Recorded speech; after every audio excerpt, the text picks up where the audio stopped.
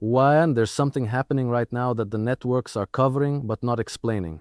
Iran launched Mach-9 ballistic missiles toward Israel, and simultaneously, jet-powered drones probed and tested the Iron Dome and Arrow defense layers in coordinated sequences. The headlines will tell you this is another escalation. What they won't tell you is what this escalation actually means on the strategic board, and why the timing, the weapon choice, and the specific target selected reveal something far more calculated than a simple act of retaliation. What you're watching isn't chaos, it's a message. And if you read it correctly, it tells you exactly where this region, and frankly, this entire global order, is heading next. Let's start with the missiles themselves because the weapon choice is always the first signal a strategist reads. When Iran deploys a Mach-9 capable ballistic missile, we're talking about systems in the Fatah or Khaybar-Shekan family. It is not simply trying to cause damage, it is demonstrating that its weapons can defeat the interception envelope of current Israeli and American air defense architectures. At Mach 9, you are operating at roughly 11,000 kilometers per hour. The terminal phase of that trajectory gives an interceptor missile a decision window measured in single-digit seconds. The Israeli Arrow 3 system, which is genuinely one of the most sophisticated missile defense platforms ever fielded, was designed to intercept ballistic threats in the exo-atmospheric phase, meaning outside the atmosphere, before the warhead re-enters. What Iran has been engineering methodically and with remarkable patience is a missile that maneuvers, that alters its descent profile, and that arrives at velocities which compress that interception window to something approaching theoretical impossibility. This isn't accidental, this is a direct engineered response to the American and Israeli investment in layered missile defense. Iran watched the architecture being built, and it built the key. But to understand why this matters at a level deeper than the tactical, we have to look at what these systems represent politically.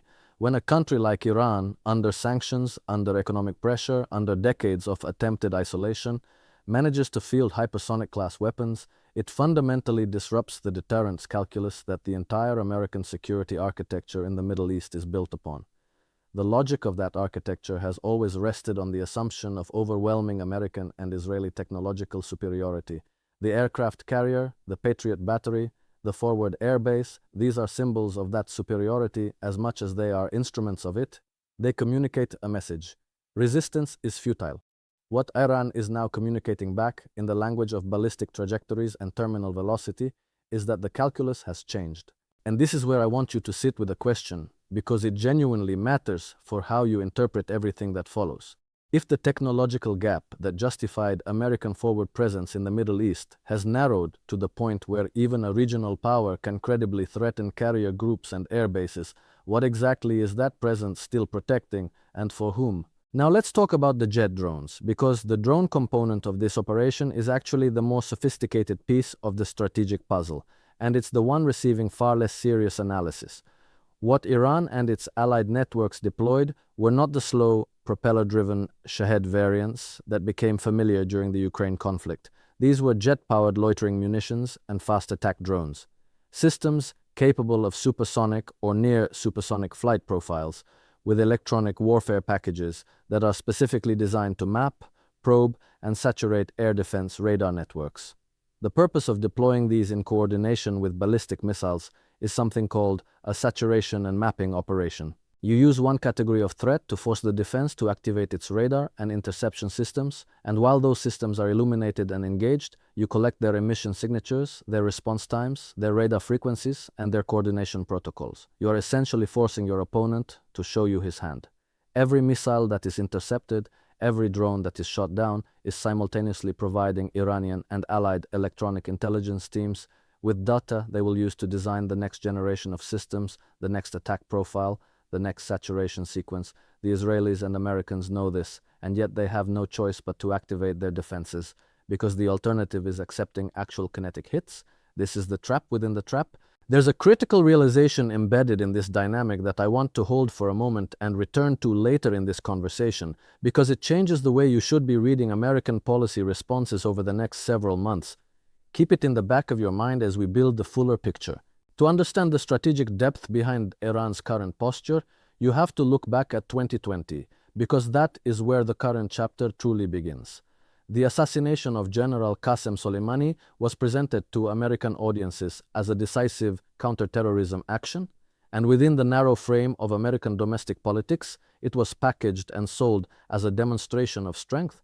But on the geopolitical chessboard, it produced something that American strategic planners should have anticipated and apparently did not weigh seriously enough. It unified Iran's strategic and political establishment around a doctrine of patient, calibrated, asymmetric escalation. Soleimani was the architect of Iran's regional influence network, the web of relationships, supply chains, and coordinated resistance factions across Lebanon, Syria, Iraq, Yemen, and Gaza.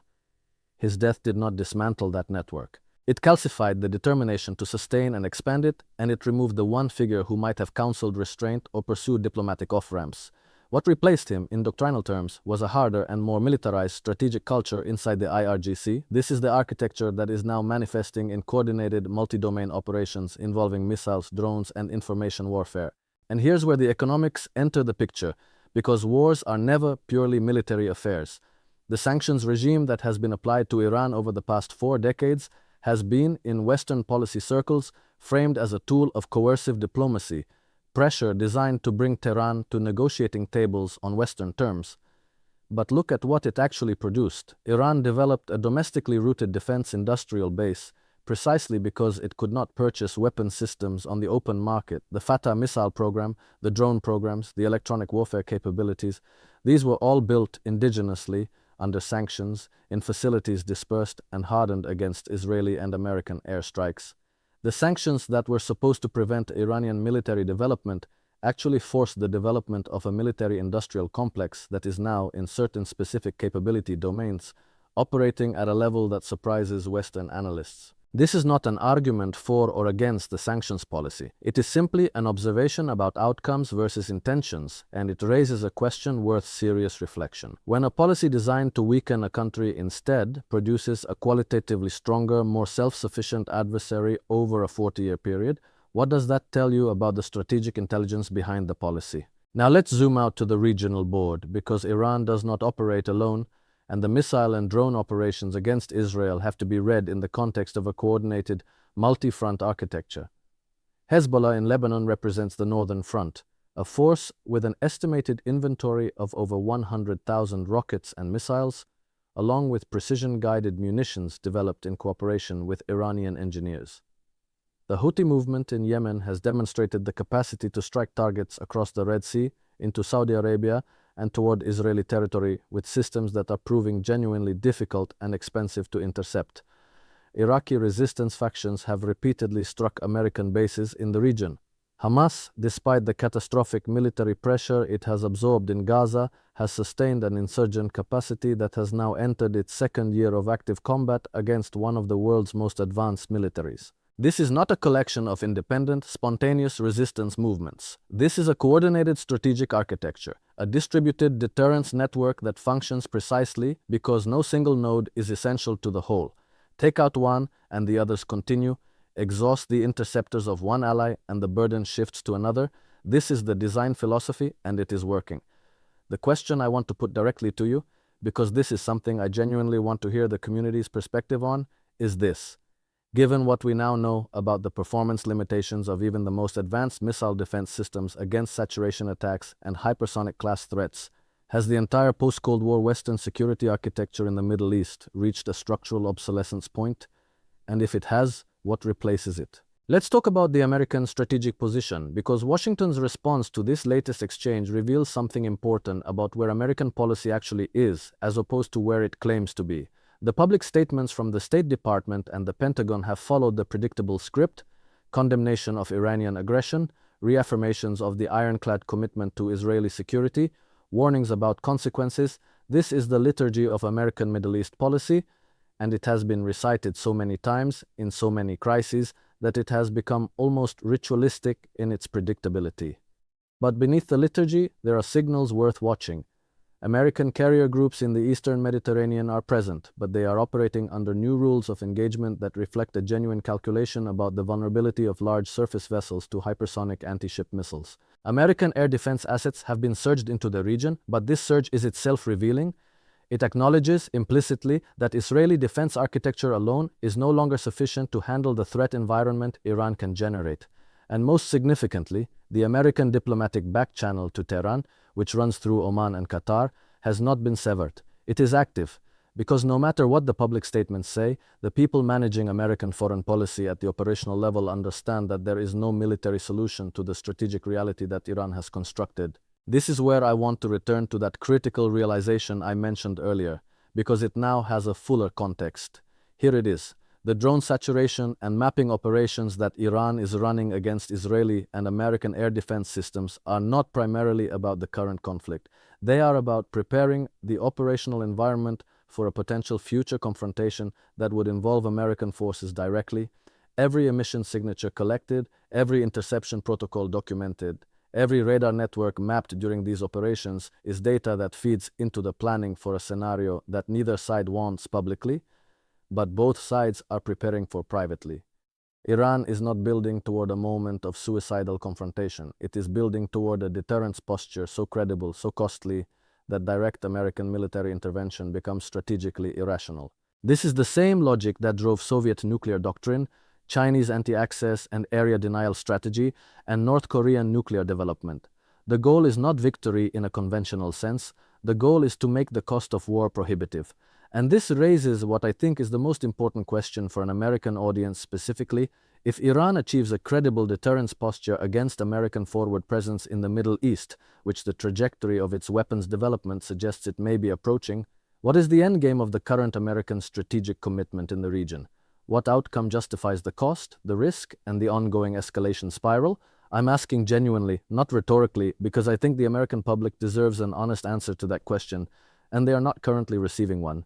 Let's bring in the broader geopolitical dimension, because what is happening between Iran, Israel, and the United States is not isolated from the global realignment that is reshaping power relationships across every continent. The Shanghai Cooperation Organization recently extended full membership to Iran. China is Iran's largest trading partner. Russia and Iran have developed a significant military technology relationship, with Iranian drones appearing in Ukraine and Russian technical knowledge appearing in Iranian missile programs. The BRICS expansion has created a framework within which Iran, despite decades of Western sanctions, has access to trade, finance, and diplomatic relationships that partially offset the pressure those sanctions were designed to generate. This is the geopolitical context that the networks consistently fail to provide when they report on Iranian missile launches. Iran is not an isolated rogue state throwing missiles into the void. It is an integral node in an emerging multipolar architecture that is systematically challenging the unipolar order that American foreign policy has been designed to preserve. The missiles are tactical, the architecture is strategic, and the architecture is winning. There's a moral dimension to this conversation that I think deserves honest treatment, because geopolitics stripped of moral reflection becomes nothing more than cynical power analysis. The civilian casualties in Gaza, Lebanon, and now potentially in the broader escalation spiral, these are real human beings, not abstractions. The Iranian population, living under an economic siege that has compressed their living standards for decades, consists of real human beings making their lives under extraordinary pressure. The Israeli population, living with genuine existential fear and real rocket attacks, consists of real human beings. What I find morally significant is the question of agency. Specifically, who has the agency to stop this, and who is choosing not to exercise it? The United States has leverage over Israel that it chooses not to exercise. Iran has influence over certain allied factions that it chooses to direct toward confrontation.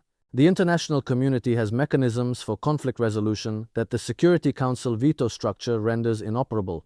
We are watching a moral failure distributed across multiple power centers simultaneously, and the people absorbing the consequences are the ones with the least power in the equation. The final observation I want to leave you with is this, and I want you to carry it into your thinking as you process the next round of news coverage about this conflict. The speed at which military technology is evolving in this theater, hypersonic missiles, jet drones, electronic warfare, AI-assisted targeting, is outpacing the diplomatic and institutional frameworks that exist to manage escalation. The arms control treaties that governed the Cold War competition were imperfect, but they provided mechanisms for communication, de-escalation, and mutual constraint. None of those mechanisms currently exist between the United States, Israel, Iran, and the broader resistance architecture. There is no hotline, there is no treaty framework, there is no agreed set of red lines that all parties have formally committed to respecting. What we have instead are informal signals, back-channel communications, and the assumption that rational actors on all sides will calculate their interests correctly under pressure. History's verdict on that assumption is not encouraging. So as you watch the next missile launch, the next drone swarm, the next air defense activation light up your screen in the coverage, ask yourself what framework you are using to interpret it. Are you using the framework that the network is providing, which is optimized for your emotional engagement and political alignment? Or are you trying to see the actual chessboard, the weapons evolution, the economic architecture, the alliance networks, the deterrence calculations, the long-game positioning of multiple powers across a multi-decade strategic competition? Because the gap between those two frameworks is where the actual truth lives, and finding your way into that gap is the only way to form a genuinely independent view of what is coming next.